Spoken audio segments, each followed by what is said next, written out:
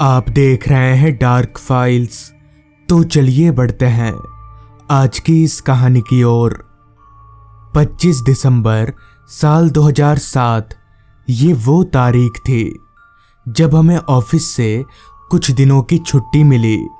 हमें यानी मुझे और मेरे दोस्त प्रकाश को। हालांकि ऑफिस में सबको छुट्टी मिली थी, मगर प्रकाश को छोड़कर ऑफिस में किसी और से मेरी बनती नहीं थी और प्रकाश का भी यही हाल था। खैर, हम दोनों ने मिलकर पहले ही तय कर लिया था कि इस बार की छुट्टियों में हम लोग राजस्थान घूमने जाएंगे और ठीक हमने वैसा ही किया। ट्रेन पकड़कर सीधे जयपुर पहुंच गए।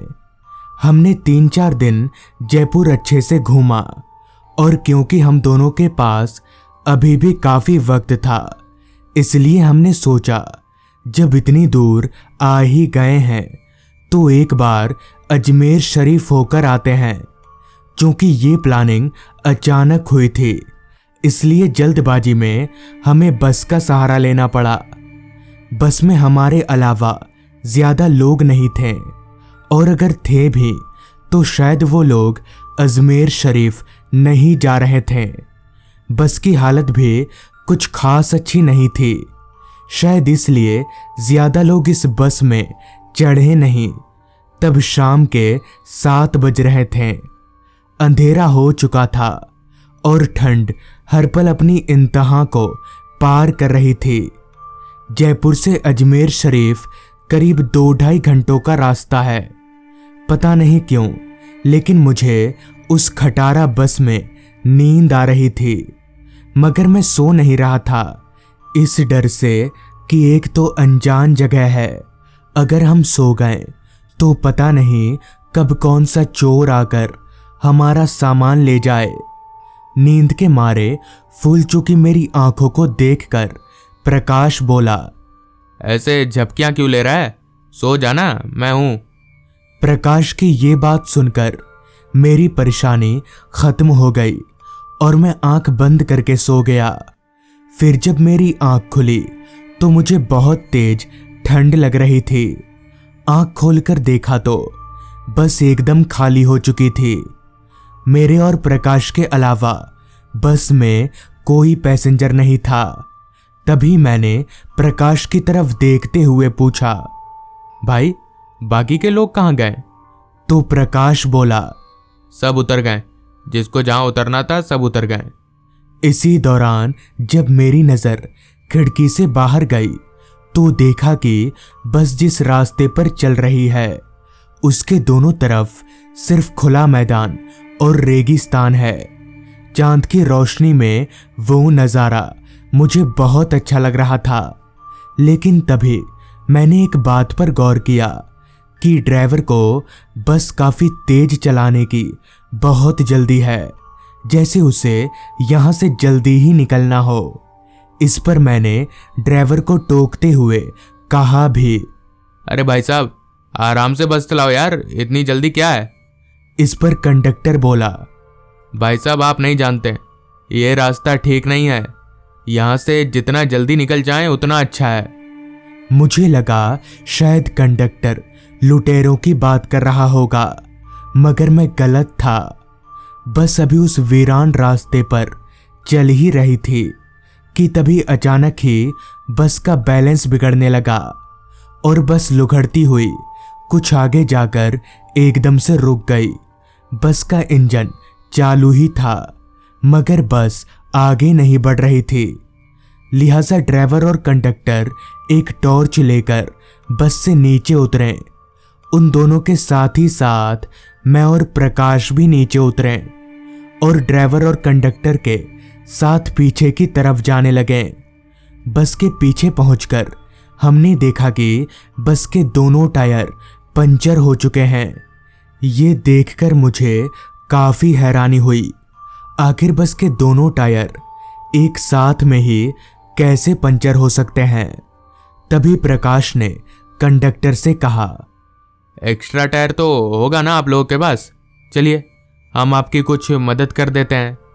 इस पर कंडक्टर बोला, एक्स्ट्रा टायर नहीं है, काफी दिनों से एक्स्ट्रा टायर लगाकर ही काम चला रहे हैं हम लोग। कंडक्टर की बात सुनकर मैं और प्रकाश काफी चिंता में पड़ गए कि अब क्या होगा। उस रास्ते से ना तो एक भी गाड़ी गुजर रही थी और ना ही आसपास कोई घर दिख रहा था। उस कड़ाके की ठंड में बंद बस में रात गुजारना भी मुमकिन नहीं था। अभी मैं ये सब सोच ही रहा था कि तभी ड्राइवर ने एक तरफ उंगली का इशारा करके कुछ दिखाते हुए हमसे कहा, वो देखो उधर, वहां कुछ चमक रहा है, हमें वहां चलना चाहिए, अगर कुछ मदद मिल जाए। हमने जब ड्राइवर के इशारे की तरफ देखा तो हमसे थोड़ी दूरी पर कुछ चमक रहा था। ड्राइवर की बात पर हम सभी ने सहमति जताई, क्योंकि दूसरा कोई चारा हमारे पास नहीं था। जिसके बाद ड्राइवर ने किसी तरह बस को रोड से उतारकर मैदान में ला दिया और हम चारों दूर चमकती उस रोशनी की तरफ जाने लगे। ठंड अब तक अपनी सारी हदें पार कर चुकी थी। कुछ देर चलने के बाद जब हम लोग उस रोशनी के पास पहुंचे तो पाया कि वो एक छोटा सा गेस्ट हाउस है। गेस्ट हाउस के बाहर लाइट तो जल रही थी, मगर देखने से ऐसा लग नहीं रहा था कि यहाँ कोई रहता भी होगा। खैर हम लोग चलकर उस घर के दरवाजे पर गए। ड्राइवर ने दरवाजा खटखटाया, जिसके कुछ देर बाद एक आदमी ने दरवाजा खोला और हमसे कहा, जी बोलिए, क्या मदद कर सकते हैं हम आपकी। इस पर ड्राइवर ने उस आदमी को हमारी पूरी तकलीफ बता दी। सारी बात सुनकर उस आदमी ने कहा, देखिए जो हुआ हुआ, आज रात आप लोग यहीं पर रुक जाइए, आइए अंदर आइए। वैसे भी यहाँ आसपास कोई घर नहीं है, ठंड में कहाँ रहेंगे आप लोग। मुझे उस आदमी के बातचीत करने का तरीका बहुत अच्छा लगा, लिहाजा हम लोग गेस्ट हाउस के अंदर आ गए। वो गेस्ट हाउस बाहर से जितना पुराना दिख रहा था, अंदर से उतना ही नया मालूम पड़ रहा था। वो गेस्ट हाउस बहुत अजीब तरीके से बना हुआ था। गेस्ट हाउस में एक भी कमरा नहीं था, सिर्फ एक बड़ा सा हॉल था जहां पर बिस्तर पहले से ही लगा हुआ था।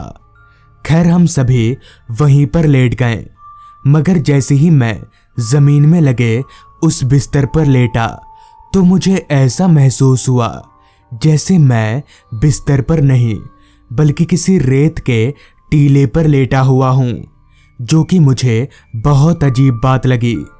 खैर अभी मैं और प्रकाश आपस में लेटकर बातें कर ही रहे थे कि तभी उस गेस्ट हाउस का मालिक, यानी जिसने हमें यहाँ पर पनाह दी थी, उसने हम लोगों से कहा, देखो अभी जिसको जहां जाना है वो जाकर आए, क्योंकि रात 12 बजे के बाद गेस्ट हाउस का दरवाजा बंद हो जाएगा और फिर कोई भी बाहर नहीं जाएगा।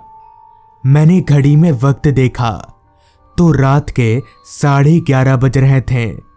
किसी को बाहर जाना तो था नहीं, जिस वजह से हम लोग चुपचाप वहीं पर लेटे रहे।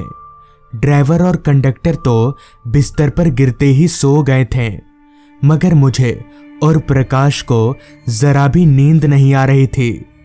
इसलिए हम दोनों ये बातें कर रहे थे कि कल सुबह क्या करना है। गेस्ट हाउस का मालिक हमसे कुछ ही दूरी पर एक कुर्सी लगाकर बैठा हुआ था।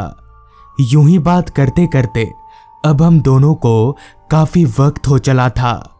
तभी अचानक घड़ी के घंटा बजने की आवाज से हमारा ध्यान टूटा। सामने दीवार घड़ी पर देखा तो रात के 12 बज चुके थे। घंटा की आवाज सुनकर मेरे बगल में सो रहे कंडक्टर की नींद खुल गई। वो अपनी जगह से उठा और गेस्ट हाउस के मेन दरवाजे की तरफ जाने लगा। तभी गेस्ट हाउस के मालिक ने कंडक्टर को टोकते हुए कहा, कहाँ जा रहे हो, रुको, बाहर मत जाओ, बाहर जाना अभी खतरे से खाली नहीं है। तो इस पर कंडक्टर ने उस आदमी से कहा, एक बार बस को देखकर आना पड़ेगा ना बाहर से, वैसे बाहर खतरा क्या है?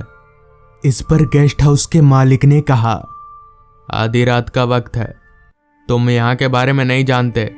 बाहर इस वक्त यहाँ बुरी आत्माएं भटकती रहती हैं। तो इस पर कंडक्टर उस आदमी से बोला, देखिए, मैं गांव का जरूर हूं, मगर मैं इन सब बातों पर विश्वास नहीं करता। इतना बोलते हुए उस आदमी के मना करने के बावजूद भी कंडक्टर दरवाजा खोलकर बाहर चला गया। उसके जाते ही गेस्ट हाउस के मालिक ने तुरंत जाकर दरवाजा बंद कर दिया और दरवाजा बंद करके हमारी तरफ देखते हुए बोला, उसे मरने दो, तुम लोग आराम से सो जाओ। अब कोई भी शैतानी आत्मा घर के अंदर नहीं आ पाएगी।